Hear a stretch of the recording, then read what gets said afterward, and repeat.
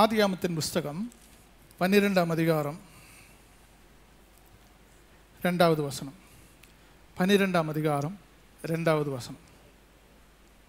ஏன் இந்த வார்த்தை நான் எடுத்தேன்னு சொன்னால், ஒரு 7 குறிப்புகளை நான் உங்களுக்கு சொல்கிறேன். நீங்கள் கவனமாக அதை ஃபாலோ பண்ணுங்க. நான் உன்னை பெரிய ஜாதியாக்கி உன்னை ஆசீர்வதித்து உன் பேரை பெருமைப்படுத்துவேன். அதில் குறிப்பாக நான் சொல்ல போகிற வார்த்தைகள், உன் பெயரை பெருமைப்படுத்துவேன். சத்தமாக சொல்லுங்க. எங்க? இங்கே ஆண்டவர் சொல்றாரு, உன் பெயரை நான் பெருமைப்படுத்துவேன், நீ ஆசீர்வாதமாய் இருப்பாய். ஆண்டவர் ஆபிரகாமை அழைத்த போது அந்த ஊரில் இருந்ததான அவனை கர்த்தர் அழைத்து தேவ சமூகத்தில் கொண்டு வந்து அவனை நிறுத்தி ஆண்டவர் கூப்பிட்டு சொன்னார், உன் குடும்பம், உன் சொத்து சுதந்திரம் எல்லாவற்றையும் விட்டுவிட்டு எனக்கு நான் சொல்லுகிற இடத்துக்கு நீ போ. இடம் இன்னதென்று கூட சொல்லலை. ஆபிரகாம் கிளம்பி போனான். அவன் அப்படி போவான் என்று தெரிந்துதான் ஆண்டவர் சொன்னார், நான் உன்னை பேரை பெருமைப்படுத்துவேன். அவனை பற்றி ஏற்கனவே ஆபிரகாமை பற்றி நல்ல தெரிந்தவன். முன்பாக அவன் வேதத்தை படித்ததோ விசுவாசி ஒன்றுமே கிடையாது. அவன் தேரகு. அவனுடைய தாத்தா வந்துட்டு விக்கிரகங்களை செய்து விற்கிற வேலை தான். அதனுடைய ஒரு லெஜண்ட் சொல்லுகிறது பல வித்தியாசமான காரியங்கள். ஆனால் இந்த ஆபிரகாம் அப்படிப்பட்டதான புறஜாதியிலிருந்து வந்த ஒரு மனிதன். ஆனால் ஆண்டவர் திடீரென்று வந்து சொல்ற, நான் உன்னை பெயரை பெருமைப்படுத்துவேன், உன்னை ஆசீர்வதிப்பேன், நீ அநேக ஜாதிகளை ஆசீர்வாதமாய் தகப்பனாய் இருப்பாய் என்றெல்லாம் சொல்லுகிறார். ஆண்டவர் என்ன அவனை அழைத்த போது நினைத்தார், இவன் தான் விசுவாசிகளுக்கு தகப்பன். இது ஆபிரகாமுக்கு தெரியாது. இவனைப் போல நான் இந்த பூமியில் ஒரு விசுவாசியை நான் பார்த்தது இல்லை. நோவாவை போல ஒரு நீதிமானை நான் பார்த்தது இல்லை. ஏனோக்கை போல தேவனோடு கூட சஞ்சரிக்கிற ஒரு மனிதனை நான் பார்த்தது இல்லை. இன்றைக்கு உங்க பெயரை பெருமைப்படுத்தணும்னு சொன்னா, மற்றவர்களை காட்டிலும் நீங்கள் ஏதோ விசேஷம் உள்ளவர்களாய் இருந்தால் கர்த்தர் உன் பெயரை பெருமைப்படுத்துவார். பெயரை பெருமைப்படுத்தும் எல்லாருடைய பெயரை அங்க சொல்லல. உன் பெயர் பர்டிகுலரா, your name will be glorified. உன்னுடைய பெயரை நான் மகிமைப்படுத்துவேன், மேன்மைப்படுத்துவேன், உன் புகழை நான் கீர்த்தியாக வைப்பேன். அப்படி என்றால் அவன் என்ன நிலைமையில அவன் இருந்து ஆண்டவர் இதை சொல்லுகிறார். ஒரு ரட்சிக்கப்பட்டு தேவ சமூகத்தில் முதல் நாள் ஆலயத்துக்கு வருகிற விசுவாசி, அந்த விசுவாசியினுடைய துவக்கம் முதல் முடிவு வரையும் கர்த்தர் அவனை குறித்து எழுதி வைத்திருக்கிறார். என்றைக்கு ஞானஸ்நானம் எடுத்தீர்களோ அன்றைய நாளில் இருந்து உங்க பெயரை கர்த்தர் ஜீவ புஸ்தகத்தில் எழுதி வைத்திருக்கிறார். அப்படி என்றால் நீங்க 40 வயசுல ஞானஸ்நானம் எடுத்து ரட்சிக்கப்பட்டு ஞானஸ்நானம் எடுத்தால் 40 வயசுல தான் நீங்க இருக்கிறீங்க. ஆனா கர்த்தருடைய பார்வையில 1 வயசு தான் ஆக போகுது. அப்போ உங்க நாட்கள் எப்ப தொடங்குகிறது என்று கேட்டால், ஞானஸ்நானம் எடுத்து கர்த்தருடைய சமூகத்தில் வந்த நாட்கள் முதற்கொண்டு அந்த நேரம் வருகிறது. அப்ப ஆண்டவருக்கு தெரியும் இவன் எங்க போய் நிற்க போறான், எந்த அளவுக்கு ஓடுவான், எந்த அளவு கர்த்தருக்காக மகிமையா நிற்பான் என்பதெல்லாம் உங்களை காட்டிலும் உங்களை உருவாக்கும் தேவன், உங்களை உருவாக்கிற கர்த்தருக்கு நல்ல தெரியும். அது யார் சொன்னாலும் மாற்ற மாட்டாங்க. இப்போ பாஸ்டர் எவ்வளோ பேசினாலும் சரி, மனைவி எவ்வளோ சொல்லி கொடுத்தாலும் சரி, கணவன் எவ்வளோ சொல்லி கொடுத்தாலும் சரி, அப்பா அம்மா எவ்வளோ சொல்லி கொடுத்தாலும் சரி, பேரை பெருமைப்படுத்துகிறது கர்த்தர் தான். அது எங்கே பெருமைப்படுத்தணும்? முதலாவது தேவனுடைய ஆலயத்தில் உன்னை பெருமைப்படுத்துவேன். Praise the Lord, praise the Lord. இன்றைக்கு கர்த்தருடைய சமூகத்தில் நீங்கள் ஆவிக்குரிய வாழ்க்கை கூட்டி கழிச்சு பார்க்கிற இடம்தான் சபை. இந்த சபையில நீங்க எந்த அளவுக்கு ஆவிக்குரிய நிலையில பேர் பிரஸ்தாபத்தோடு கூட இருக்கிறீர்களோ, உங்க பணத்தை மட்டும் சபையில காட்டக்கூடாது, உங்க வசதியை மட்டும் சபையில காட்டக்கூடாது, உங்களுடைய புகழ்ச்சியை மட்டும் சபையில காட்டக்கூடாது. நீங்க ஆவிக்குரிய பிளஸிங்ல எந்த அளவு வளர்ந்திருக்கிறீர்களோ அதுதான் கர்த்தர் பார்வையில பெருமை. ஆண்டவர் பெருமையா எதையா பார்க்கிறது? 2 மாடி வீடு இருக்கு, பெங்களா இருக்கு, அது இருக்கு, கார் இருக்கு, இதெல்லாம் பெருமையா கர்த்தர் பார்க்கல. ஆண்டவருடைய ஆலயத்துல ஊழியத்துல எந்த அளவு நீ பெருமையா இருக்கிற என்பதை தான் கர்த்தர் பார்த்து கொண்டிருக்கிறார். அதை தான் கர்த்தர் பெருமையாய் சொல்றாரு. நீங்கள் பாருங்கள், ஆதியாமத்திலிருந்து வெளிப்படுத்தல் ஸ்தோத்திரம் யூதா வரைக்கும், இல்லைன்னு சொல்ல போனா வெளிப்படுத்தல் வரைக்கும் ஆபிரகாமனோட பேர் வந்துட்டே இருக்கு. ஏன் வருது? அவன் ஆசை இருந்த ஐசியம் இருந்து எல்லாம் இருந்தது. தேவன் தாமே கட்டி உண்டாக்கின ஒரு நகரத்துக்காய் ஆபிரகாம் காத்திருந்தான். அதே நேரத்தில் பூமி தாங்க கொள்ளாதபடி ஆசை அவனுக்கு இருந்தது. ஒன்னும் எனக்கு தேவையில்லை, எனக்கு தேவை என் தேவனுடைய ராஜ்யத்துக்கு மகிமையாக நான் இருக்கணும். கடைசியாக பரலோகத்தில் ஆபிரகாமனுடைய மடியின் ஒரு இடத்தை அவன் ஸ்தாபிச்சுட்டான். பரதீசை என்று சொன்னால் என்ன? போசம் ஆஃப் ஆபிரகாம். ஆபிரகாமனுடைய மடி என்றுதான் ஒரு வார்த்தை அங்கே பரலோகத்தில் ரொம்ப இடம் பிடிச்சிட்டான். எனக்கு அன்பார்ந்த தேவ பிள்ளையே, நீங்க கர்த்தர் உங்க பேரை பெருமைப்படுத்துகிறதற்கு ஆலயத்தில் நீங்க எந்த அளவு கர்த்தருடைய காரியத்தில் ஈடுபாடு கொள்கிறீர்களோ அதை வச்சுதான் கர்த்தர் உங்களை மேன்மைப்படுத்த போறாரு. ஆமீன் சொல்ல முடியாது உங்களால. நல்ல டெலிவரன்ஸ் ஆகும், நல்ல விடுதலை கிடைக்கிற வார்த்தை நீங்க ஏற்றுக்கொண்டால் அப்படியே ரிசீவ் பண்ணிடணும். ஆண்டவர் என்னிடத்தில் தீர்க்க தரிசனமாய் பேசின வார்த்தைகள் தான். நேற்று ஒரு முஸ்லீம் வீட்டில் போயிருந்தேன், கூப்பிட்டுருந்தாங்க ஜெபம் பண்ணுறதுக்கு. போனேன், அவங்க நிலைமையெல்லாம் ஸ்தோத்திரம் கூட்டிகிட்டு போனவர் சொன்னார். சொல்லும்போது ஆண்டவர் எனக்கு திடீரென்று தீர்க்க தரிசன ஆவியை கொடுத்து அங்கே நடந்ததான ஒவ்வொரு காரியம் ஆண்டவர் அப்படியே பேசினார். 2வது சர்வீஸ் அவங்க வருவாங்க. கர்த்தருடைய பிள்ளைகளே, ஆண்டவராகிய தேவன் உன்னுடைய வாழ்க்கையில் எதை செய்யணும்னு சொல்கிறாரோ அதை தான் ஞாயிற்றுக்கிழமை உங்களுக்கு சத்தியமாக வருகிறது. நீங்கள் அப்படியே ரிசீவ் பண்ணிடணும். நீங்கள் எந்த அளவுக்கு கர்த்தருடைய ஆலயத்தில் மகிமையாக இருக்கிறீங்களோ அவ்வளவு மேன்மைப்படுத்துகிற பெருமைப்படுத்துகிற கர்த்தர் நம்முடைய கர்த்தர். ஹல்லேலூயா, ஹல்லேலூயா. 2வதாக யாத்ரியாமத்தின் புஸ்தகம் 23ஆம் அதிகாரம் 26வது வசனம்.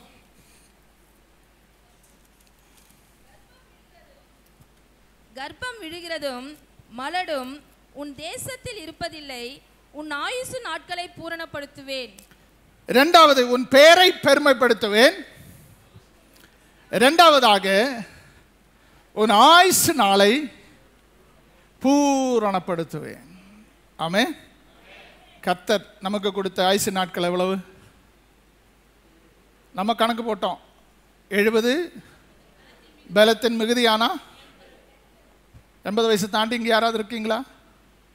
80 வயசு தாண்டி யாராவது அம்மா அப்பா இருக்காங்களா? யாருமே இல்லையா? 80 வயசு தாண்டினவங்க நல்ல சந்தோஷம். 80 வயசு ஆண்டவர் சொல்லலை, இது மோசே சொன்ன கணக்கு. முதல்ல அதிகமாக வருஷம் வாழ்ந்த தேவ மனுஷன் பேர் என்ன? எத்தனை வயசு? 900. அதுக்கப்புறம் நாட்கள் குறைஞ்சு கொண்டே வருது. முதல் மனுஷன் ஆதாமுக்கு அந்த அளவுக்கு வயசு கொடுக்கல. ஆதாமுக்கு என்ன வயசு? இப்போ மெதுசலேவுக்கு அதை விட முதிர்ந்த வயதுள்ளவனாயிருந்தான். இன்னைக்கு நாட்கள் குறுகி போய் கொண்டிருக்கிறது. ஏன் ஆண்டவர், நான் இதை படிக்கும்போது நாட்கள் குறுகி போகிறதற்கு காரணம் என்ன? 2 காரணங்கள் இருக்கு. ஒன்று, நல்ல ஊழியம் செஞ்சார் யோவான் ஸ்நானகன். அவன் மரிக்கும்போது வயசு 38. யோவான் அப்போஸ்தலனை நீங்கள் எடுத்துக்கொள்ளுங்க. யோவான் அப்போஸ்தலன் இயேசுவினுடைய மார்பிலே சாய்ந்தவன். நான் முக்கியமான நபர்களை பற்றி சொல்கிறேன். அவர் மரிக்கும்போது 53 வயசு. பேதுரு எடுத்துக்கொள்ளுங்க, அவர் மரிக்கும்போது 49 வயசு. கடைசியில் பவுலை பற்றி சொல்கிறேன். அவர் வயது முதிர்ந்தவனாய் மரிக்கலை, 46 வயசில் அவன் மரித்து போனான். வெறும் 46 வயசில் தான் பவுலினுடைய மரணம். நான் சொல்ல போன தேவ மனுஷர்கள் எல்லாம் கர்த்தருக்காக பாடுபட்டவர்கள், உடைச்சவர்கள், பிரயாசப்பட்டவர்கள். ஒரே பிரசங்கத்தில் தான் அவருடைய ஜீவன் போயிட்டது. ஆயுசு நாட்கள் என்று சொல்லுகிறது எப்போதும் நினச்சி பார்க்கணும். சின்ன வயசோ பெரிய வயசோ இல்லை. இப்போ நான் முன்பே சொன்னது போல் நல்ல சபையில் பயன்பட்ட அந்த சின்ன பிள்ளைகள் 28 வயசு 32 வயசு எல்லாம் போனாங்க. ஏன் அவங்க நல்லவங்க இல்லையா? சபையில் அவ்வளவு சாட்சி சொல்கிறாங்களே, அதை கேட்டிருந்து பார்த்து அவங்க மனைவி சொல்கிறத பார்த்தா நமக்கு அழ வருது. அந்த மனைவி அப்படியே திடமாக சொல்கிறேன், என் கணவரை பற்றி அவங்க சொல்கிறாங்க.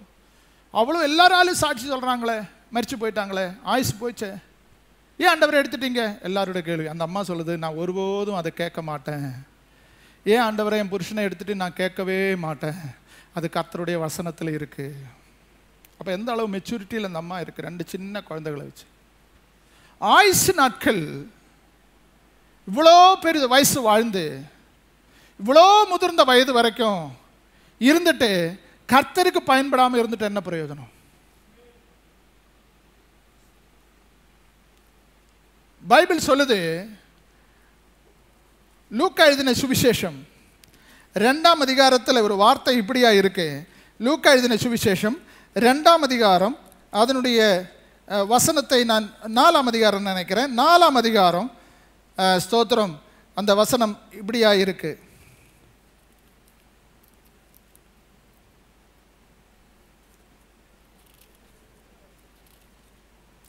ஒன்றாம் அதிகாரம் 23வது வசனம்.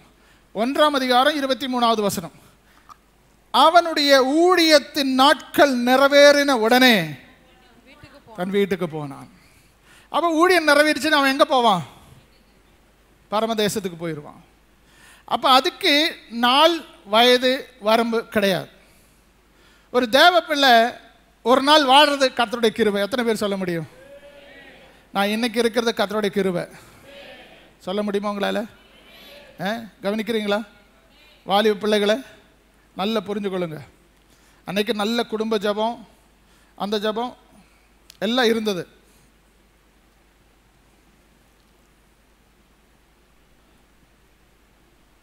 ஒரு 20 வருஷம் முன்னாடி ஒரு வீட்டில் ஒரு செல்ஃபோன் தான் இருக்கும். செல்ஃபோன் இல்லை, இந்த டயல் பண்ணுற ஃபோன்.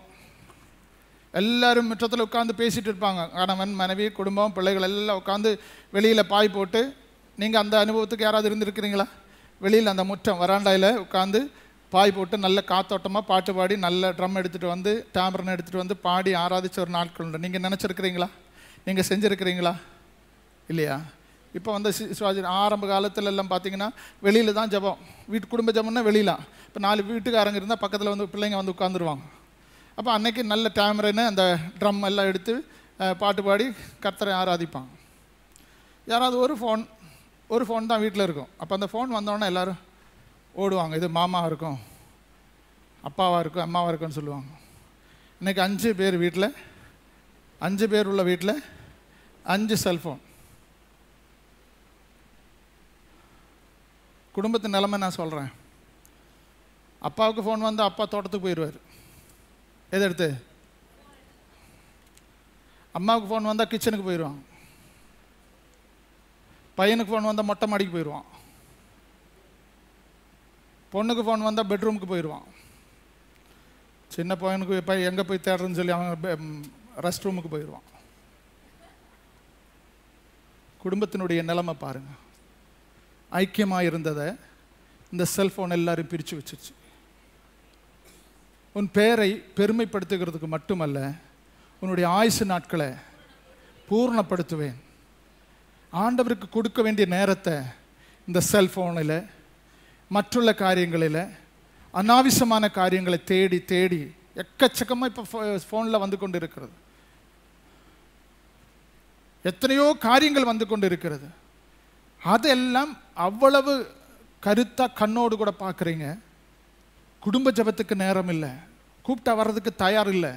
நான் வர்றேன், முக்கியமான காரணம், படிக்கணும், இந்த ரிசல்ட், இந்த எஸ்ஐ எழுதணும், அந்த திசிஸ் எழுதணும், அப்படி இப்படின்னு. பிரியமானவர்களே, தேவனுக்கு கொடுக்க வேண்டிய நேரத்தை சரியாக கொடுங்க. ஒரு நாளைக்கு 24 மணி நேரம்னா குறைஞ்சது 2 மணி நேரமாவது கர்த்தருடைய பாதத்தில் உட்காருங்க. இது எவ்வளோ வேலை இருக்கட்டும், எவ்வளவு காரியங்கள் இருக்கட்டும், எவ்வளோ முதிர்ச்சியான அனுபவங்கள் உங்களுக்கு இருக்கட்டும், கர்த்தருடைய சமூகத்தில் ஜெபிக்கிறதிலும் வேதம் வாசிக்கிறதிலும் நல்ல பாடலை பாடுகிறதிலும் நீங்கள் நேரம் எடுத்து பாருங்க, உங்கள் ஆயுசு நாளை கர்த்தர் கூட்டிக் கொண்டே இருப்பார். மரிக்கிறவங்க கிட்ட போய் நீங்கள் கேளுங்க என்ன ஆசை அப்படின்னு நீங்கள் கேட்டு பாருங்களேன். அவங்க சொல்லுவாங்க நல்ல ஒரு பாட்டு பாடுங்க பாஸ்டர். எத்தனை பேர் என்கிட்ட சொல்லியிருக்கான் தெரியுமா, பாஸ்டர் நீங்கள் ஒரு பாட்டு பாடுங்க. அவங்க கடைசியாக வர்றது பாட்டு பாட வேண்டிய ஆராதிக்க வேண்டிய நேரத்தில் அவங்களுக்கு சரியாக கிடைக்கல. அந்த பாட்டு கேட்டு அவங்க மகிழ்ச்சியாக இருப்பாங்க, அவங்க உள்ளம் மனசு மகிமையாக அவங்க அந்த பாட்டு கேட்டு ரசிச்சிருப்பாங்க. அதுவும் பரலோகத்தை பற்றிய பாட்டு. நான் எப்போதும் என்னுடைய உள்ளத்தில் வருகிற பாட்டு, ஈவினிங் வீட்டுக்கூட்டத்தில் பிரேயருக்கு உட்கார்ந்தாலும் கர்த்தருடைய வருகை பற்றியே நானே தொடங்கிடுவேன் பாட்டு. பாஸ்டரும் அதே மாதிரி தொடங்கிடுவாங்க. வேறு அதிகமாக பாட்டு பாட மாட்டான்னு சொல்லிட்டு அந்த பாட்டு. கர்த்தருடைய பரலோக ராஜ்யத்தை குறித்த பாடல் பாட பாட உங்களுக்குள்ள அபிஷேகம் பெருகி கொண்டே இருக்கும். ஆசீர்வாதம் ஆசீர்வாதம், அந்த ஆசீர்வாதம் இந்த ஆசீர்வாதம்னு சொல்லி பாட ஆரம்பிச்சிச்சுன்னா அப்படியே நம்ம கண்ணு முழிச்சு நிற்க வேண்டியதுதான். ஆசீர்வாதம் ஒதுக்கி வச்சிருங்க. என்னை கர்த்தர் பரலோக ராஜ்யத்துக்கு நேராக என் கண்களை உயர்த்துங்க. ஆசீர்வாதம் பின்னாடி வந்து கொண்டு இருக்கும். உன் பேரை பெருமைப்படுத்துகிறது மட்டுமல்ல, உன்னை நான் என்ன செய்வேன், உன் ஆயுசு நாட்களை பெருக பண்ணுவேன், பூரணப்படுத்துவேன். சங்கீதத்தில் ஒரு வசனம் இருக்குது, 21ஆம் வசனம் அதிகாரம் 4வது வசனத்தில் அங்கே ஒன்று சொல்லப்பட்டிருக்கிறது பாருங்க.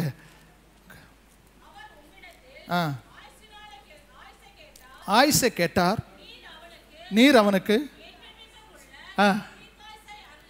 ஆண்டவரிடத்தில் நீ என்ன கேட்ட, ஆயுசை கேட்டார். ஆனால் கர்த்தர் என்ன கொடுத்தாரு? அப்ப கர்த்தர் என்ன விரும்புறாரு? கர்த்தர் என்ன விரும்புறாரு உங்களை பற்றி? நீங்க இன்னும் வாழணும், இன்னும் சாகக்கூடாது, இன்னும் மகிமையா இருக்கணும், இன்னும் ஆயுசோடு கூட இருக்கணும் அப்படின்னு கர்த்தர் விரும்புறாரு. கர்த்தரிடத்தில் நான் ஆயுசை கேட்டேன். எத்தனை பேர் நம்புறீங்க எனக்கு கர்த்தர் தீர்க்காயுசை கொடுக்க போறார்? சொல்லுங்க. கை உயர்த்தாது உங்களுக்கு. எது இருந்தாலும் கை தூக்குறதுல அம்மா எத்தனை பேர் தெரியுமா? நேற்று ஒரு பிரதர் வந்தார் ஜெபம் பண்ணுறதுக்கு. கொஞ்சம் வயசு தான். திடீர்னு ஷாக் ஏற்பட்டு கைகால் விழுக்கமான நிலைமையில் வந்து வாயெல்லாம் கோடி போச்சு. தேவ பிள்ளைகளை, இன்னைக்கு நமக்கு 2 கை நல்ல உயர்த்த கிருபை செஞ்சுருக்குறேன். இந்த கை எவ்வளோ தூரம் உயர்த்தி கர்த்தரை மகிமைப்படுத்த முடியுமோ அவ்வளோ தூரம் உயர்த்திட்டு இருக்கணும். ஹல்லேலூயா. கண் இருக்கும்போது கண்ணினுடைய மகிமை தெரியாது, கை இருக்கும்போது கையினுடைய மகிமை தெரியாது. ஸ்தோத்திரம். விஜயராம்பரர் கேட்டால் தெரியும், கண் இருந்தால் அவர் இப்போ எவ்வளோ கர்த்தருக்காக ஓடி உழைச்சிருப்பாருன்னு. கண் இல்லை, ஆனால் அதுக்கு அவருக்கு தான் அது மகிமை என்னன்னு தெரியும். நமக்கு கண்ணு பார்வை இருக்குது, நமக்கு நல்ல 2 கை கொடுத்துருக்கிறார். கை தட்ட முடியாத எத்தனை பேர் இருக்கிறாங்க? கர்த்தர் நம்மளை கை தட்டி நல்ல உயர்த்தி பாட கர்த்தர் கிருபை செஞ்சிருக்கிறாரு.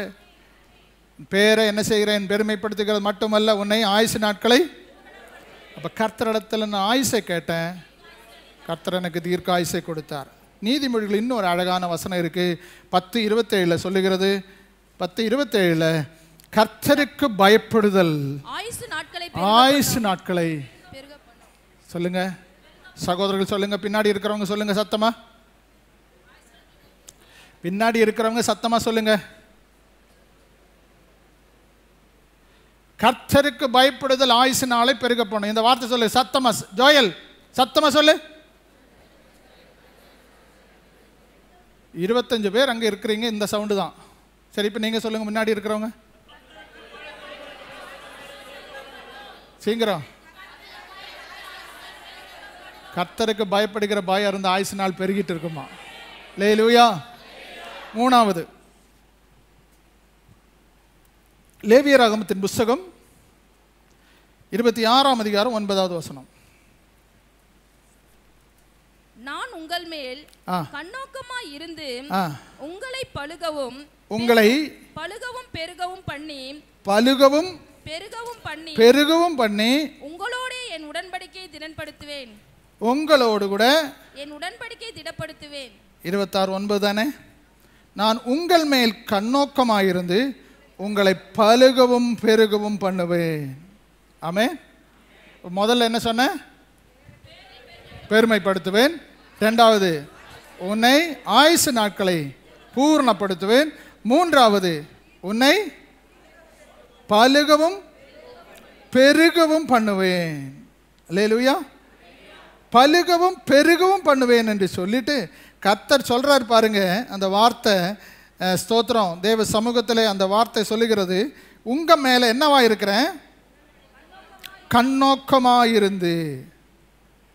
கண்ணோக்கமாயிருந்து உன்னை நான் பலுகவும் பெருகவும் பண்ணி உங்களோடு கூட உடன்படிக்கை திடப்படுத்துவேன்.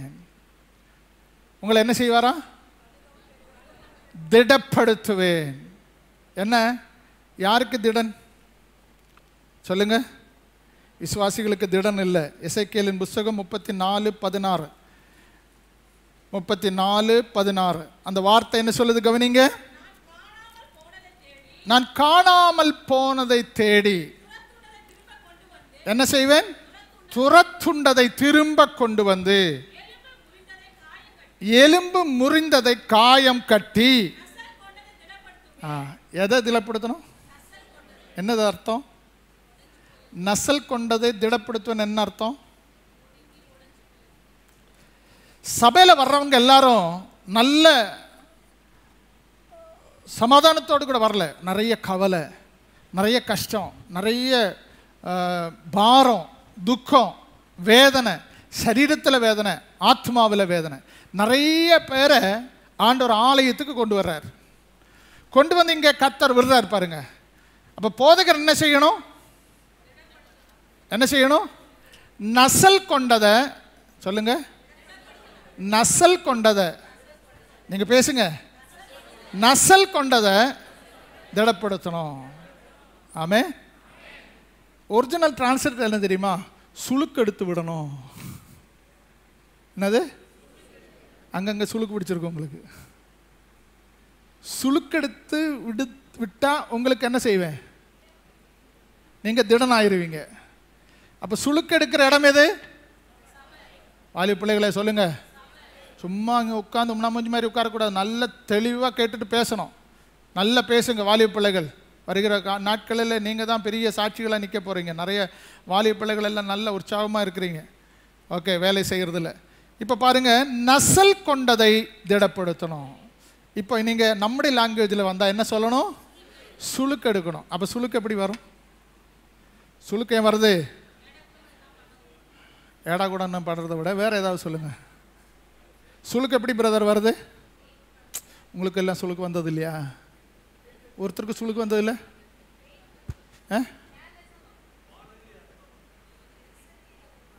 சுளுக்கு எப்படி வரும்னு கேட்குறேன். எப்படின்னே தெரியல. ஃபஸ்ட்டு வந்துடுது, தானே வந்துடுது. நீங்கள் தாங்கிக் கொள்ளாத பாரம் நீங்கள் சுமக்கும் போது உங்கள் கழுத்து சுழு பிடிக்கும், உங்கள் கை கால்கள் சுளுக்கு பிடிக்கும். உங்களுக்கு ஸ்தோத்திரம். ஹிருதயம் இன்னும் கொஞ்சம் கூட டீப்பாக சொல்ல போனால், ஹிருதயத்தின் பாரங்கள் அதிகமாகும் போது சரீரம் முழுவதும் பலன் அடைந்து போகும். நீங்கள் சரீரத்தில் ரொம்ப பாரம் கொண்டு வர, ரொம்ப டிப்ரெஷன் கொண்டு வர இந்த சரீரமே சுத்தமே இல்லாமல் போயிடும். சாப்பிட்றதுக்கு மனசு வராது, தண்ணி குடிக்கிறதுக்கு மனசு வராது, எது யார்கிட்டையும் பேசுறதுக்கு மனசு வராது. இந்த சரீரம் ஒடுக்கி விடும். நசல் கொள்ள கொள்ள ஆண்டவர் சொல்றாரு, அந்த நசல் கொன்றதை சரி பண்ணலனா அப்படியே ஒடுங்கி போயிடும், குறுகி போயிடும் வாழ்க்கை. நல்லா ஆராதிக்கிறவங்க ஆராதிக்க மாட்டான், அப்படியே குறுங்கி கூடி இருப்பான். யார் சொன்னாலும் எத்தனையோ பாரங்கள் உள்ள இருக்கு, அடங்கி இருக்கு. இதை எடுத்து விடாத வரைக்கும், அந்த சுளுக்கெல்லாம் எடுத்து விடாத வரைக்கும் அவன் விடுதலையாக மாட்டான். இன்னைக்கு கர்த்தருடைய ஆலயம் என்று சொல்றது, ஆலயத்தில் வந்திருக்கிற மந்தைகளுடைய சுளுக்க எடுக்கிற அவங்களை எடுத்துட்டா அவங்க என்ன ஆயிருமா? சத்தமா சொல்லுங்க.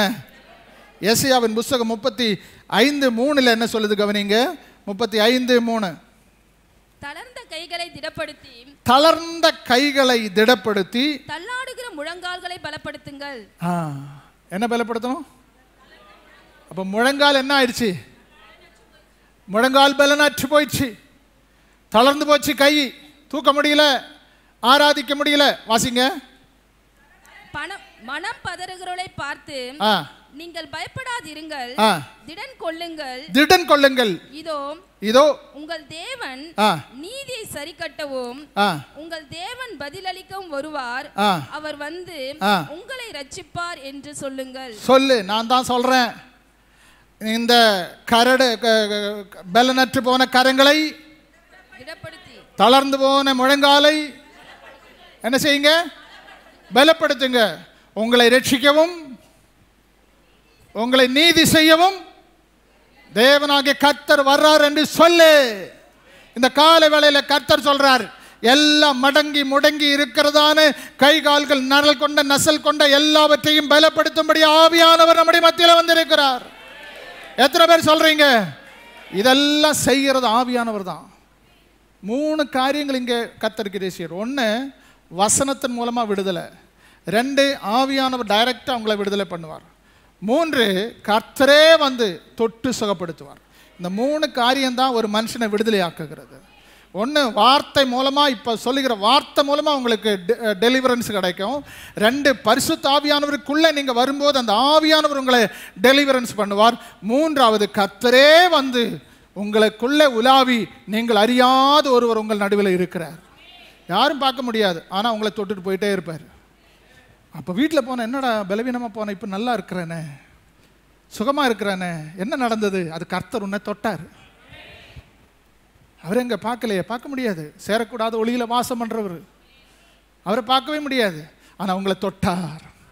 ஆலயத்தில் வந்தால் இது 3ல் ஏதாவது ஒன்று நடக்கணும். ஆலயத்தில் ஞாயிற்றுக்கிழமை வந்தால் இது 3ல் ஒன்று நடக்கணும். சத்தமாக சொல்லுங்களேன். நான் பிரசங்கம் பண்ணுறது எனக்கு தான் பலன் ஆகுது, உங்களுக்கு பலன் இல்லாமல் போகுதுன்னு நினைக்கிறேன். நான் பலனற்று வந்தேன். நான் எனக்கு கர்த்தர் இந்த வார்த்தை பேச பேச ஒரு பலனை கர்த்தர் கொடுத்துட்டு இருக்கிறார். அப்போ நான் இது விட்டுருந்தா நான் இப்போ பலவீனமாக அங்கே உட்கார்ந்துருப்பேன். பாருங்க, இந்த வார்த்தை நம்ம சொல்ல சொல்ல சொல்ல சொல்ல நமக்குள்ளே கர்த்தர் ஒரு புதிய அபிஷேகத்தை அனுப்பி கொண்டே இருக்கிறார். நமக்குள்ளே கர்த்தர் ஸ்தோத்திரம் ஒரு ஒரு ஒரு பரிசுத்தாவியின் பலனை நமக்கு கொடுத்து கொண்டே இருக்கிறார். அந்த அபிஷேகம் உங்களுக்குள்ள இறங்கி வரட்டும் நான் விரும்புகிறேன், நான் எதிர்பார்க்கிறேன், அதுக்காக ஆதங்கப்படுறேன். ஆமென், ஹல்லேலூயா. வந்தவங்க ஒருத்தர் கூட வெறுமையாக ஏதோ சப்பு சவர் இல்லாமல் போகக்கூடாது. வந்தால் விடுதலையோடு கூட கடந்து சொல்லணும். வந்தது போல அல்ல, திரும்பி போகும்போது ஒரு டபுள் பிளஸ்ஸிங்கோடு கூட நீங்கள் போகணும். அதை கர்த்தர் இன்னைக்கு விரும்புகிறாரு. ஆண்டவர் அதுதான் உங்களை ஆயத்தப்படுத்தி வச்சிருக்கிறார். பலனற்று போன என்ன பலப்படுத்தினவர், பலனற்று போன உங்களை பலப்படுத்தும்படி ஆவியானவர் இந்த இடத்துல அசைவாடி கொண்டு இருக்கிறார். எத்தனை பேர் நம்புறீங்க? ஆவியானவர் உங்களுக்குள்ளே கிரியை செய்து கொண்டு இருக்கிறார். பலவீனத்தில் என் பலன் பூரணமாய் விளங்கும். உங்கள் பலவீனத்தை எல்லாம் இந்த ஆவியானவர் உங்களை பலப்படுத்திட்டே இருக்கிறார். நசல் கொண்டது எல்லா பலவீனங்கள், எல்லா போராட்டங்கள் எல்லாம் கர்த்தர் மாத்துறார். 4, யோசுவாவின் புஸ்தகம் 3ஆம் அதிகாரம் 7வது வசனம். ஆ ஆ ஆ ஆ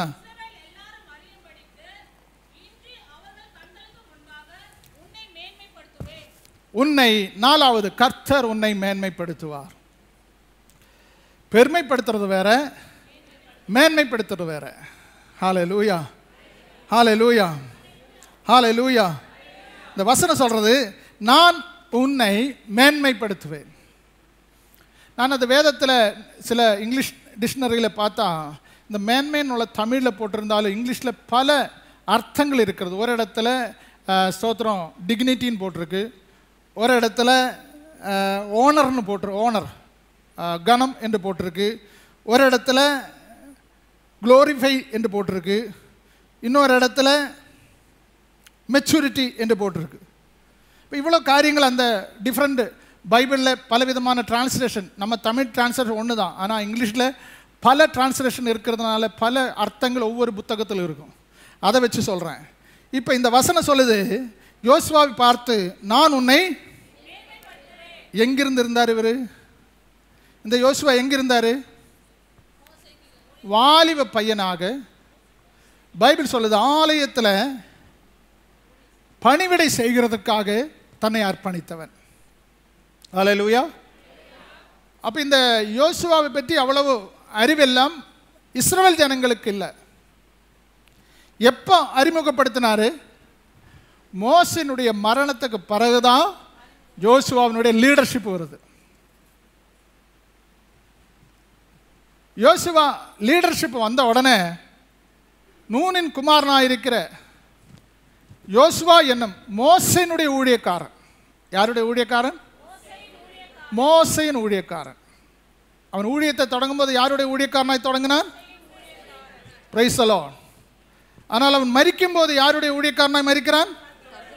கர்த்தருடைய ஊழியக்காரனாய் மரிக்கிறான். கடைசி அதிகாரத்தில் இருக்கு. அப்போ தேவ சமூகத்திலே வந்திருக்கிற ஒரு தேவ பிள்ளை தொடங்கிறது அற்பமாக இருக்கும், ஆனால் முடிவு சம்பூர்ணமாக இருக்கணும். அதான் மேன்மை. மேன்மை என்னன்னா, இது ஒரே ஒரு வார்த்தையில் நான் சொல்லிடுறேன். தொடங்கும் போது எப்படி இருக்கும்? அற்பமாக இருக்கும். ஆனால் அவனுடைய முடிவு, நானும் என் வீட்டாருமோ வென்றால் கர்த்தரையே சேவிப்போம். எத்தனை கஷ்டம், எத்தனை பாடு, எத்தனை துன்பம், எத்தனை வேதனை, எத்தனை ஸ்தோத்திர சவால்கள் எல்லாம் வந்த போதும் அவன் சொல்றான், நானும் என் குடும்பமோ வீட்டாருமோ கர்த்தரையே சேவிப்பேன். அதுதான் ஐயா மேன்மை. பிள்ளைகளை விட்டு வச்சாங்களா, மனைவியை விட்டு வச்சாங்களா, குடும்பத்தை விட்டு வச்சாங்களா? குடும்பமாக சொல்கிறாங்க, ஒன்றும் நாங்கள் தவறி விடலை. கர்த்தர் எனக்கு கொடுத்த, நானும் கர்த்தர் எனக்கு கொடுத்த பிள்ளைகளும் இஸ்ரவேல் ஸ்தோத்திரம் இஸ்ரவேலிலே அற்புதமாகவும் குடும்பமாக சொல்கிறாரு. அந்த சாட்சி வரட்டுமே. குடும்பமாக நிற்க வைக்கணும் சபையில். குடும்பமாக மனைவி, கணவன், பிள்ளைகள் எல்லாரும் வந்து ஆலயத்தில் வந்து நின்று சொல்லணும், நானும் என் கர்த்தர், நானும் என் வீட்டாருமோ. எத்தனை பேருக்கு அது சொல்ல திராணி இருக்கு? ஹல்லேலூயா, ஹல்லேலூயா, ஹல்லேலூயா. அற்பமாய் எண்ணப்பட்டவனை தலைவனாய் மாற்றினது தான் மேன்மை. எங்கேயோ மூலையில் கடந்தவனை உயர்வு கொண்டு வந்தது கர்த்தர், மனிதன் அல்ல. மோசே சொல்லலை, மோசே சொல்லலை யோசுவா கிட்ட, நீ தான் இனி தலைவர், நீயே வச்சுக்கணும். நீ உன் கையில் இருக்கிற கோலையும் உன் கையில் இருக்கிற அபிஷேகத்தையும் நான் யோசுவாவின் மேலே ஊற்றுவேன். அவன் உனக்கு பின்பாக உன் வாயோடு கூட இருந்தது போல நான் அவனோடு கூட இருப்பேன். அவன் சொன்ன வார்த்தைகள் ஒன்றும் தரையில் இல்லை. அந்த வசனம் 2வது வசனம் சொல்லுது, 9வது வசனம் 1:9. நான் உனக்கு கட்டளையிடவில்லை, பலங்கொண்டு தினமனதாயிரு, திகையாதே, கலங்காதே, நீ போகும் இடமெல்லாம் உன் தேவனாகிய கர்த்தர் உன்னோடு இருக்கிறார் என்றார். அப்பொழுது யோசுவா ஜனங்களின் அதிபதிகளை நோக்கி, இல்ல இது 8வது வசனம், இந்த நியாயப்பிரமாண புஸ்தகம் உன் வாயை விட்டு பிரியாது இருப்பதாக, இதில் எழுதியிருக்கிறவர்கள் நீ எழுதி இருக்கிறவைகளின்படியே நீ செய்ய கவனமாக இருக்கும்படி. வார்த்தை அப்ப நீ என்ன செய்யக்கூடாது? சுயமா பேசக்கூடாது. வெற்றி எப்போ கிடைக்கும்? மேன்மை எப்போ வரும்? மேன்மை எப்போ வரும்? கொஞ்சம் ஆளான உடனே நம்ம சொல்லது பேசிடுவோம். எப்போ? கொஞ்சம் வசனம் எல்லாம் தெரிஞ்சு கொஞ்சம் அனுபவம் எல்லாம் வந்த பிறகு இது நானும் பேசுவேனே, சுயமாக பேசல, பேச முடியுமா? பேச முடியுமா? நம்ம சுயமாக பேசல, சுயமாக பேச முடியுமா முடியாதா? இப்போ நீங்கள், நான் ஒரு சப்ஜெக்ட் கொடுத்தா நீங்கள் சுயமாக ஒரு 10 நிமிஷம் பேசுன்னா பேசுவீங்களே, உங்களுக்கு தெரியுமில்ல. அப்போ தேவனுடைய வசனம் என்ன சொல்லுது? நமக்கு கொஞ்சம் வளர்ச்சி அடைஞ்ச உடனே யோசுவா மனசில் இருக்கிறத சொல்லக்கூடாது. நான் என்ன எழுதி வச்சிருக்கேன் அதன்படி செய்ய பேச கவனமாகிற. அப்போ எப்போ கிரியை நடக்கும்? சுயமாக பேசாமல் கர்த்தர் பேசினால் அங்கே கிரியை உண்டாகும். அதனால இந்த நியாயப்பிரமாண புஸ்தகம் உன் வாயை விட்டு பிரியாது இருப்பதாக. நீ என்ன பேசினாலும் அதுல என்ன இருக்கணும்?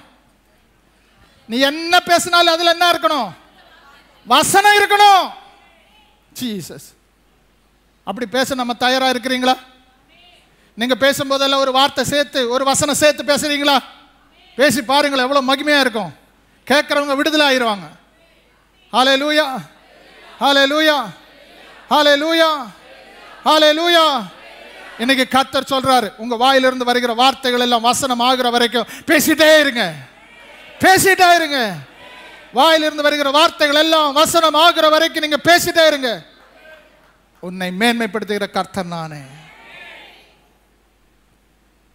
யோசுவாவே அவன் கேட்டா சொல்லுவான், யாரையும் நம்பி இல்லை, எனக்கு எந்த பேக்ரவுண்டும் இல்லை, என் நிலைமையெல்லாம் பரிதாபமாக இருந்தது. எங்கேயோ ஒருத்தர் கொண்டு வந்து விட்டார், அங்கே வளர்ந்து வந்து இந்த நிலைமைக்கு வந்தேன்.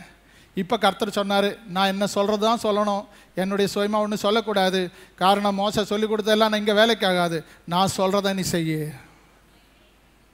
போயிட்டான் இஸ்ரவேல். வெற்றியின் புஸ்தகம் யோசுவாவின் புஸ்தகம். 21 ராஜாக்களை வெற்றி கொண்ட புஸ்தகம் யோசுவாவின் புஸ்தகம். உங்கள் வாழ்க்கையில் வெற்றி வேணுமா? கர்த்தர் சொன்னதை செய்யுங்க. கர்த்தர் சொன்னதை செய்ய செய்ய வெற்றி நிச்சயம்.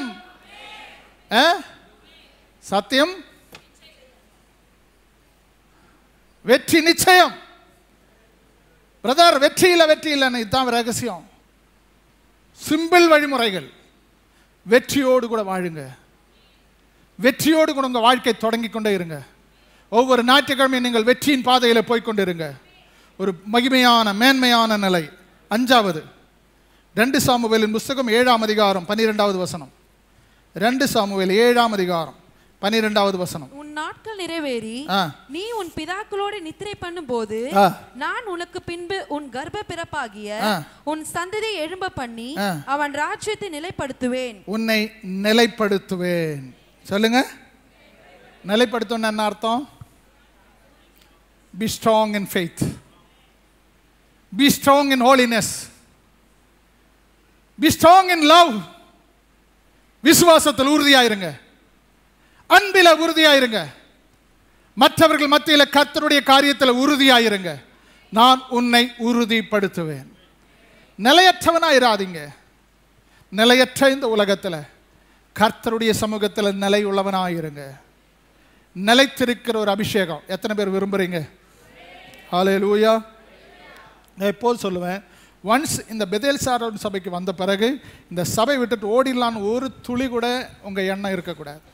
அப்படி எண்ணம் இருக்குமானால் என்னைக்காவது உங்களை ஆண்டவர் ஒரு நாள் அனுப்பிச்சி விட்டுருவார். அது எந்த நேரத்தில் எப்படின்னு சொல்ல முடியாது. சபைக்கு வந்த உடனே உங்களுக்கு இந்த சபை உங்களுக்கு செட் ஆகலை அப்படின்னு ஒரு எண்ணம் உங்களுக்கு வந்துருச்சுன்னா நீங்கள் பேச வேண்டாம், நீங்கள் சொல்ல வேண்டாம், வெளியில் யார்கிட்டையும் சொல்ல வேண்டாம். அந்த எண்ணம் உங்களுக்கு வந்துச்சுனால என்னைக்காவது ஒரு நாள் ஆண்டவர் அனுப்பிச்சி விட்டுருவார். யாரும் கண்டுக்க மாட்டாங்க. முடிஞ்சு போச்சு உங்கள் கதை. அப்புறம் சபையாக சுற்றணும். போகிற சபையில் உங்களை கண்டுக்க மாட்டாங்க. இருக்கிற சபையில் இந்த போனால் வந்தோன்னு இருப்பாங்க, அவ்வளோதான். அதனால் நிலச்சிருக்கிற ஒரு விசுவாசியாக சபையில் இருங்க.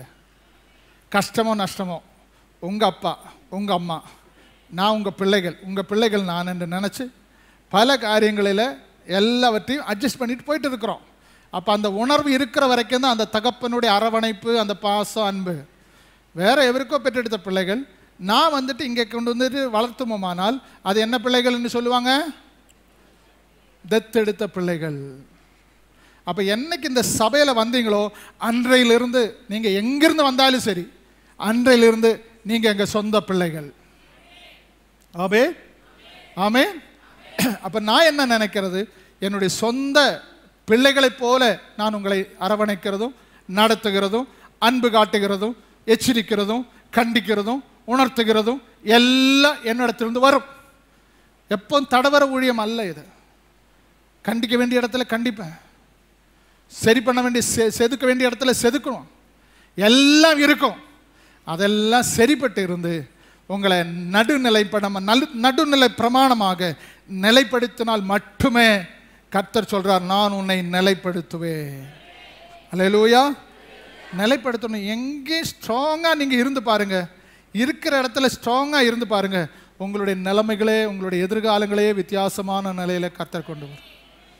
அங்கேயும் கொஞ்சம் இங்கேயும் கொஞ்சம் அப்படியும் கொஞ்சம் இப்படியும் கொஞ்சம் இருந்துருச்சுன்னா வாழ்க்கையில் என் லைஃப்பில் கடைசி நேரத்தில் ஒன்றுமே நம்முடைய வாழ்க்கையில் ருசிக்கவோ பார்க்கவோ கேட்கவோ முடியாத சூழ்நிலை ஏற்படும். கர்த்தருடைய பிள்ளைகள் அதை ஞாபகத்தில் வச்சுக்கொண்டு கர்த்தர் இங்கே நிலை நிற்க பண்ணினான். சத்தமாக சொல்லுங்க, ஹல்லேலூயா ஹல்லேலூயா. 1 நாளாகமம் 22:10 சொல்லியிருக்கிறது, தெளிவாக சொல்லியிருக்கிறது பாருங்க. 1 நாளாகமம் 22:10. அவன் என் நாமத்திற்கு ஆலயத்தை கட்டுவான், அவன் எனக்கு குமாரனா இருப்பான், நான் அவனுக்கு பிதாவா இருப்பேன், இஸ்ரவேலை ஆளும் அவனுடைய ராஜாங்கத்தின் சிங்காசனத்தை என்றென்றைக்கும் நிலைப்படுத்துவேன். என்றென்றைக்கும் நிலைப்படுத்துவேன். ஒரு நாள் 2 நாள் அல்ல. நீங்க போய் உங்க பிள்ளைகள் போய் உங்க பேரன் போய் உங்க என்ன சொல்றது அடுத்தது என்ன கொள்ளு பேரன் போய் வரும் பிறகு என்றென்றைக்கும் உங்களை, அப்படின்னு என்ன அர்த்தம்? இந்த சபையிலிருந்து உங்களை யாரும் ஒருவரும் பிரித்து கொள்ளவாதபடி எச்சரிக்கையாயிருங்க. ஆண்டவர் நிலைப்படுத்துகிற ஒரு ஊழியத்தையும் சபையும் கர்த்தர் உங்களுக்கு கொடுத்திருக்கிறார். அதில் நீங்கள் தெளிவாக இருங்க, உன்னை நிலைப்படுத்தும். 6 நேரம் முடிஞ்சதுனால நான் சொல்லுகிறேன். 6 எஸ்தரின் புஸ்தகம், சங்கீதத்தின் புஸ்தகம் 91:15. என்னை நோக்கி கூப்பிடுவான், அவன் என்னை நோக்கி கூப்பிடுவான், நான் அவனுக்கு மறு உத்தரவு அருளி செய்வேன், ஆபத்தில் நானே அவனோடு இருந்து அவனை தப்புவித்து அவனை கனப்படுத்துவேன். அவனை என்ன செய்வேன்? அவனை கனப்படுத்துவேன். ஆறாவது, கர்த்தருடைய சபையில வந்திருக்கிற விசுவாசிகளை கர்த்தர் என்ன செய்ய போறாராம்? ஹல்லேலூயா. ஹோனர், கனம். இந்த கனம் பரிசுத்தவான்கள் எல்லாருக்கும் கொடுக்கிற கனம். என்ன கனம்? இந்த கனம். எந்த கனம்? ஞாயிற்றுக்கிழமை ஆராதனைக்கு வந்து கர்த்தரை சேவித்து துதிக்கிற அந்த ஆராதனை, வெள்ளிக்கிழமை உபவாசம் கொடுத்து வர்றவங்க, சனிக்கிழமை வர்ஷிப் பிரைஸ் அண்ட் வர்ஷிப்பு வர்றவங்க, ஒவ்வொரு நாளும் காலை கூட்டத்துக்கு வர்றவங்க, புதன்கிழமை சகோதரி கூட்டத்துக்கு வர்றவங்க, செவ்வாய்க்கிழமை ஞாயிற்றுக்கிழமை வீட்டு கூட்டத்துக்கு வர்றவங்க, சனிக்கிழமை காலையில் விதவை கூட்டத்துக்கு வர்றவங்க எல்லாரையும் கர்த்தர் என்ன செய்ய போறாரா? சத்தமா சொல்லுங்க. ஆண்டவர் நம்மை கனப்படுத்துகிற ஒரு ஆண்டவர். பட்சபாதம் உள்ள தேவன் அல்ல. தேவனுடைய பிள்ளைகளை அவர் பட்சபாதம் உள்ள தேவன் அல்ல. அவர் நித்திய தேவனாயிருக்கிறார். அவர் நித்தியமான காரியங்களை கர்த்தர் செய்வார். உங்களை இந்த மாசம் என்ன செய்ய போறாரு? ராஜா யாரை கனப்படுத்தணுமோ அவரை கனப்படுத்துவார். நம்ம நினைப்போம் நம்மளை தான். நம்ம எதிர்பார்க்காத ஒருத்தரை கொண்டு வந்து கனப்படுத்த ஆண்டவரால. எஸ்தர் 6:6 என்ன சொல்லுது? ஆமான் உள்ளே வந்தபோது ராஜா அவனை நோக்கி, ராஜா கனம் பண்ணுகிற விரும்புகிற மனுஷனுக்கு என்ன செய்யப்பட வேண்டும் என்று கேட்டான். அதற்கு ஆமான், என்னை என்று யாரை ராஜா கனம் பண்ண விரும்புவார் என்று. நடந்தது ஒண்ணு, நினைச்சது ஒண்ணு. நினைச்சது ஒண்ணு, நடந்தது ஒண்ணு. ராஜா என்ன தவிர வேற யாரு இருக்காங்க? ஆமான்னு சொல்றான். பெரிய சாதனை படைச்சிட்டு வந்தான் இவன். ராஜா அவனுடைய அடுத்த ஸ்தானத்தில் இருந்தானே, அடுத்த சேரியட்டில் அடுத்த ரதத்தில் உட்கார்ந்து இருந்த ஆமானை தள்ளுறதுக்கு யாரும் இருக்கு? ஒண்ணுமே இல்லை. ஆனா வாசப்படியில் கடந்த மோர்தெக்காயை கர்த்தர் எழுப்பினார். அல்லேலூயா, அல்லேலூயா. கனப்படுத்துகிறது அதுதான் பிரதர். யார் என்ன இல்லாம ராஜா யாரை கூப்பிட போறாங்க? இந்த உலகத்தில் வேற யாருமே இல்லைன்னு அவன் நினைச்சிட்டு இருந்தான். நினைச்சது ஒண்ணு, நடந்தது ஒண்ணு. எல்லாரும் அறிஞ்சு கொள்ளுங்க, யார் நம்மளை பெருமைப்படுத்துவோம் நம்ம நினைச்சிட்டு இருக்கிறோம். ஆனா அறியாத ஒருவரை கர்த்தர் நம்ம கனப்படுத்துவார். அற்பமாய் எண்ணப்பட்டவர்கள், தேசத்தில் புறம்பே தள்ளப்பட்டவர்கள் முக்கியஸ்தராய் மாறினார்கள். எப்போ? கர்த்தருடைய பார்வையில வந்த பிறகு. கர்த்தருடைய பார்வையில வந்த பிறகு அற்பமாய் எண்ணப்பட்ட அந்த ரூத்தை அந்த வயல்வெளிக்கே சொந்தக்காராய் கர்த்தர் மாற்றினார். ஹல்லேலூயா. ஆடு மேய்ச்சி நடந்து கொண்ட தாவீது இஸ்ரவேல் தேசத்திற்கே சமஸ்த இஸ்ரவேலுக்கு ராஜாவாய் மாற்றினார். அப்படின்னா தேவனுடைய சமூகத்தில் எப்போ நமக்கு விடிவாழ்வு வரும்னு நமக்கு ஒருபோது சொல்ல முடியாது. திடீர்னு நம்முடைய குடும்பத்தில் நம்முடைய பிள்ளைகளை கொண்டு, நம்முடைய பேர பிள்ளைகளை கொண்டே கர்த்தர் நம்மளை உயர்த்தி வைப்பார். நீங்கள் துன்பப்பட்டதற்கும் நீங்கள் சிறுமைப்பட்ட நாட்களையும் எத்தனை பேர் நம்புறீங்க? என் காலம் கஷ்டப்பட்ட காலம். என் காலம் ரொம்ப சிறுமையில் வாழ்ந்தேன். ரொம்ப கஞ்சி தண்ணிக்கே ஸ்தோத்திரம் பாடுபட்டு இருந்தேன்.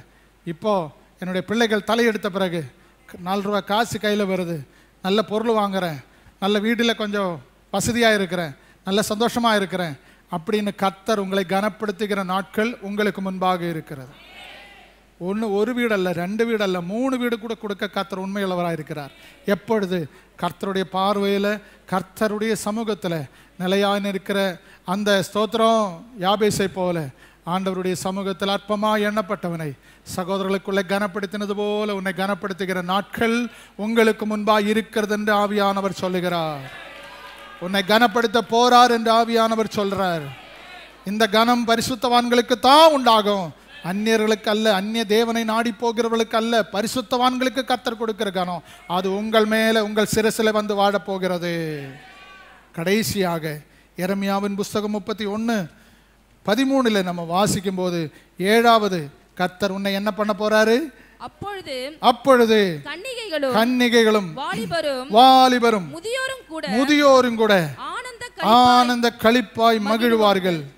நான் அவர்கள் துக்கத்தை சந்தோஷமாய் மாற்றி அவர்களை தேற்றி அவர்களை சஞ்சலத்தையும் நீங்க அவர்களை சந்தோஷப்படுத்துவேன். உங்களை என்ன செய்ய போறாரு?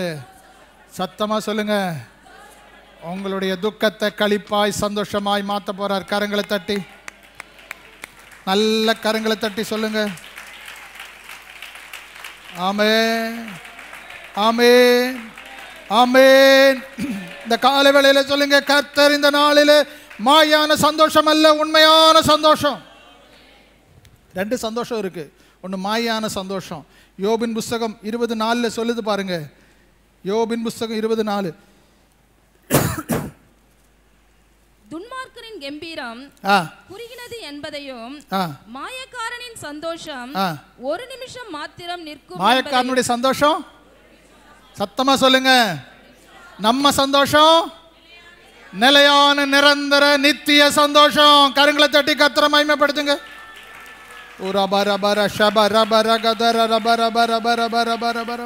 கர்த்தரால் மீட்கப்பட்டவர்கள் ஆனந்த களிப்புடன் பாடி சியோனுக்கு வருவார்கள். சஞ்சலமும் தவிப்போம் ஓடி போகும். நித்திய மகிழ்ச்சி அவர்கள் தலையின் மேல் இருக்கும். லெமன்டேஷன் 5ஆம் அதிகாரம் 15 சொல்லுகிறது, துக்கத்தோடு கூட சந்தோஷத்தோடு கூட வந்தவர்கள் துக்கமாய் போனார்கள், துக்கமாய் வந்தவர்கள் சந்தோஷத்தோடு கூட போனார்கள். யோவான் சுவிசேஷம் 16ஆம் அதிகாரம் 20வது வசனம் சொல்லுகிறது, என் சந்தோஷத்தை நான் உங்களுக்கு விட்டு போகிறேன். வாசிங்க 6, 16, 20. மெய்யாகவே மெய்யாகவே நான் உங்களுக்கு சொல்லுகிறேன், நீங்கள் அழுது புலம்புவீர்கள், உலகமோ சந்தோஷப்படும், நீங்கள் துக்கப்படுவீர்கள், ஆனாலும் உங்கள் துக்கம் சந்தோஷம். உங்கள் துக்கம் சத்தமா சொல்லணும். இந்த வார்த்தை எல்லாம் நல்ல உச்சரிப்ப சத்தத்துல பேசணும். என் துக்கம் சந்தோஷமாய் மாறும். 22வது வசனத்தை பாருங்க. அதுபோல நீங்களும் இப்பொழுது துக்கம் அடைந்திருக்கிறீர்கள். நான் மறுபடியும் உங்களை காண்பேன். அப்பொழுது உங்கள் இருதயம் சந்தோஷப்படும். 24. இதுவரைக்கும் நீங்கள் என் நாமத்தினாலே ஒன்றும் கேட்கவில்லை. கேளுங்கள், அப்பொழுது உங்கள் சந்தோஷம் நிறைவாய் இருக்கும்படி பெற்றுக்கொள்வீர்கள். என்ன சொல்றீங்க? பெற்றுக்கொள்வீர்கள். எத்தனை பேர் சந்தோஷமா இருக்கிறீங்க? ஒரு நிறைவோடு கூட இருக்கிறீங்க. கசப்போடு அல்ல, நிறைவோடு கூட, சந்தோஷத்தோடு கூட ஆண்டவருடைய சமூகத்தில் இருங்க. ஆண்டவர் கொடுத்த ஊழியத்தை, கர்த்தர் கொடுத்த காரியத்தில், தேவன் கொடுத்த ஆயுசு நாட்களை நேர்த்தியாக நான் ஓடி முடிப்பேன் அப்படின்னு நீங்கள் விசுவாசிக்கிறீங்களா?